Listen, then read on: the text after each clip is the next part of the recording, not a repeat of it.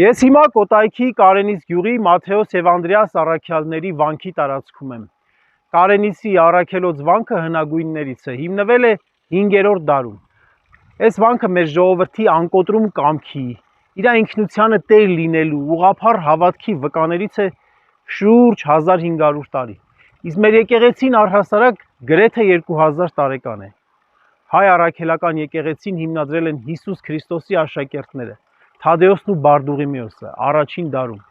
Իսկ 301 թվականին, երբ Հայաստանը քրիստոնեությունն ընդունեց որպես պետական կրոն,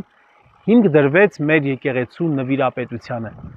Առաջին քահանայապետը Գրիգոր Լուսավորիչն էր։ Մեր եկեղեցու ընթացքը երբեք չի ընդհատվել։ Ներկայիս կաթողիկոս Գարեգին II-ը մեր եկեղեցու 132-րդ քահանայապետն է։ Նա Սուրբ Թադեոսի հիմնադրած աթոռի գահակալն է։ Նա մեր եկեղեցու 2000-ամյա ընթացքի շղթայի հերթական կարևոր ու պինդ օղակն է։ Թուրք-ադրբեջանական շահերի սպասարկու եւ կեղծված ընտրություններով ժողովրդի իշխանությունը բռնազավթած վարչախումբը ուզում է կտրել այդ շղթան, ուզում է խաթարել 1725-ամյա գահաժառանգության նվիրապետական կարգը։